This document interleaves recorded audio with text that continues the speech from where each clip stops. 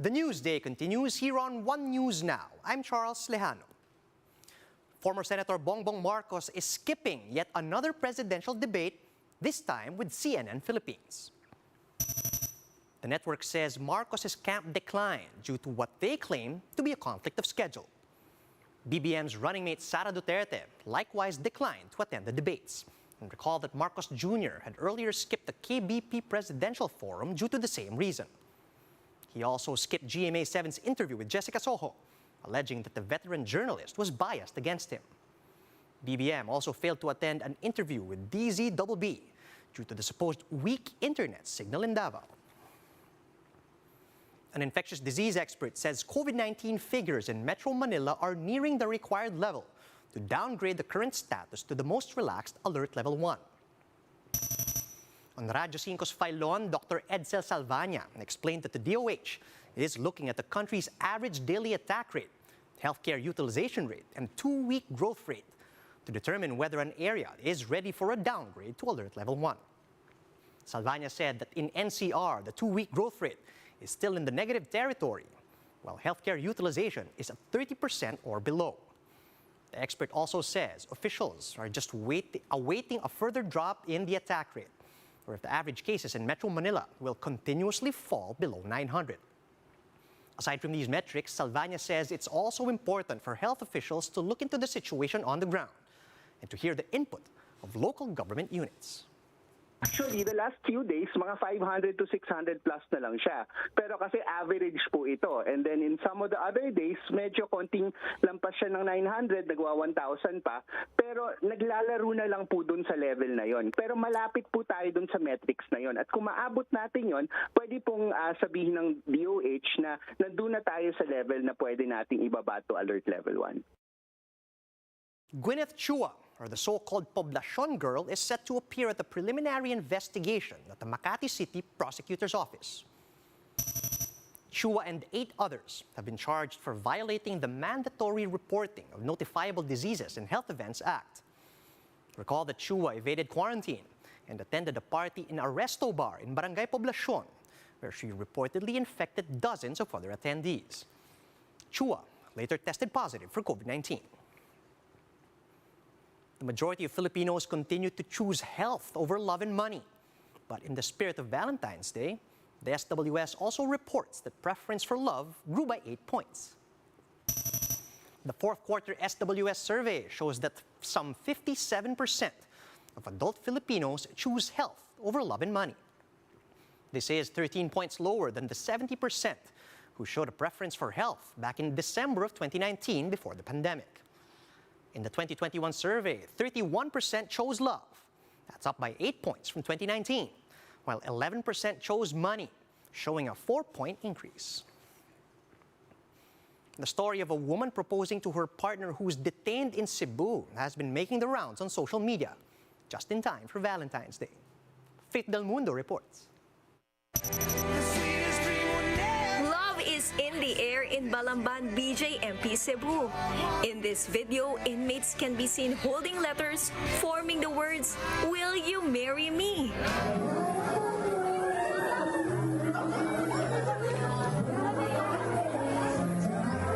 A woman is holding a ring proposing while her lover is looking at her from inside the jail.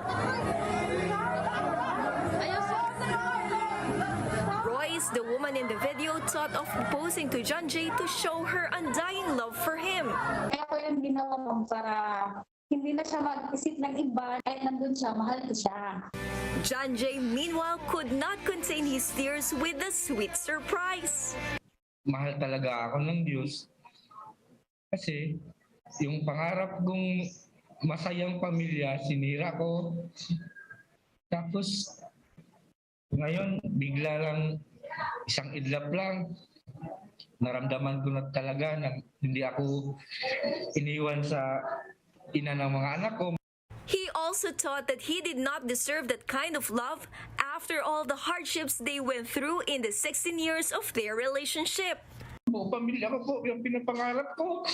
Kasi galing po ako sa broken family. Kaya pinamakarap ko sa buhay. Yung dream ko po na hindi mangyayari sa mga anak ko. Despite being in jail, he promised Royce that they would get married one day. Na magkasalan kami. Balang araw, paglabas ko. Kaya naiyak na lang po ako nung nangyari ang proposal. Kasi nalaman ko na yung hinahanap niyang mga taong gusto niyang mahalin, ako lang pala. Royce also assured him that she will wait for his return.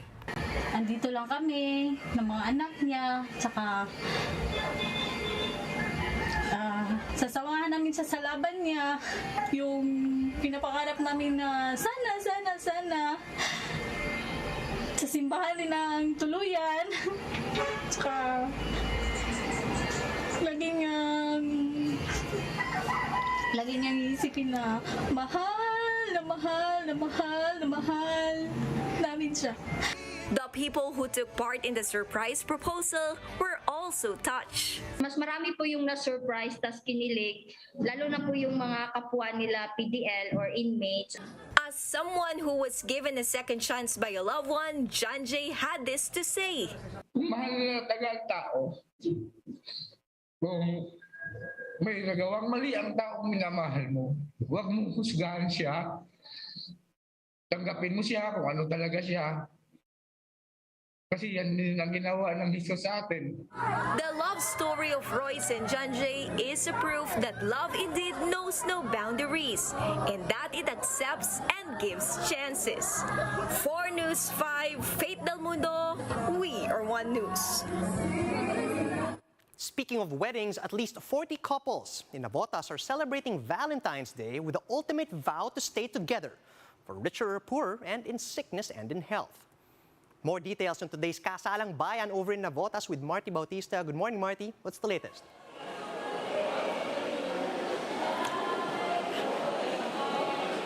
Good morning, Charles. Happy Valentine's Day to you and to the guys at the studio. Now, Charles, if you feel like you've found your hashtag Ka Forever, it doesn't really take much now to be able to say I do. Here at Navotas City, putting the ring on it is as easy as pie. There are about 40 couples here today who will be able to tie the knot for Valentine's Day. Childhood lovers seem to make the most of today's Kasalang Bayan. The oldest couple here, Eduardo Remandaban and Corazon Annie, were childhood neighbors when they first laid eyes on each other. Now, 31 years and 6 kids later, they're finally going to solidify their love with a ring. Meanwhile, the youngest couple at the venue shared a similar story. Jinky Pelapel and Julius Manago were 12 years old when they first met each other. It wasn't smooth sailing for the couple as they shared that they even broke up at one point in their relationship. But now, they're ready to make the love last for eternity. For couples who are interested to also tie the knot before the LGU, they first need to submit an application at the local civil registrar's office at Navotas City Library. All you need to bring is your certificates of no marriage or CENAMAR, your birth certificates, and if you have any kids, their registered birth certificates. By then, you're only a few steps away from forever. Now, Charles, I'm sure you can hear the noise behind me. There are about 20 couples who are getting married as we speak. I spoke to some of them earlier and they said that they have any celebrations right after the ceremonies. But at the moment, Mayor Toby Tiangco is in attendance together with his council, helping them say their I do's. Charles? All right, thanks for that, Marty. Love definitely in the air, especially there in Navotas. Thank you and happy Valentine's Day. That was Marty Bautista reporting live from Navotas.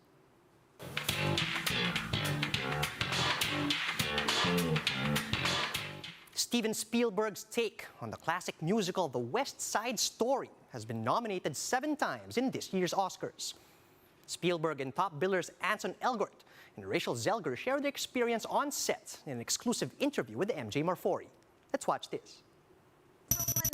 The Oscar season is now in full swing. We virtually sat down with the lead stars and genius director behind the 7-time nominated film revival of West Side Story. We chatted with Ansel Elgort, Rachel Zegler, and the Best Director nominee, the legendary Direct Steven Spielberg.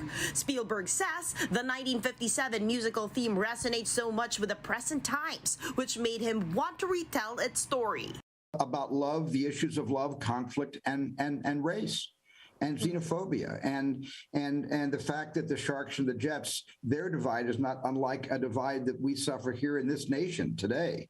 The West Side Story is about the forbidden love of Tony and Maria and the ongoing gang rivalry of the Sharks and Jets. Like E.T., Schindler's List, Saving Private Ryan, and many other of his films. Spielberg said that the West Side Story influenced him in his youth. That's why he believes the film should be seen by the younger generation.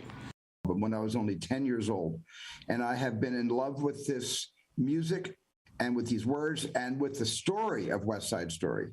And so this has been in my life for so long.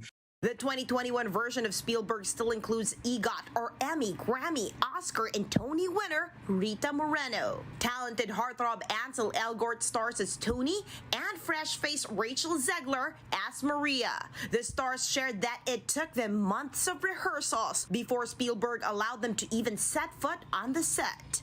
We were in Dumbo in Brooklyn rehearsing for 3 to 4 months before we even stepped on a set. So, there was a lot of time to cultivate a relationship, a friendship that became palpable on screen. I think the first scene we shot was under the bleachers dancing together. Yeah.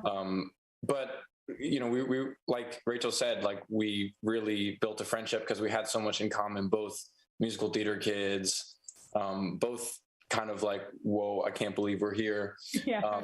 And then, enjoying so much the work that we were doing together. So we would film and then we'd go sit in our chairs next to each other and, shoot the what and just enjoy it and laugh. And we were really having the time of our lives. Like, didn't want to leave set. We'd work long days, but it never felt long enough.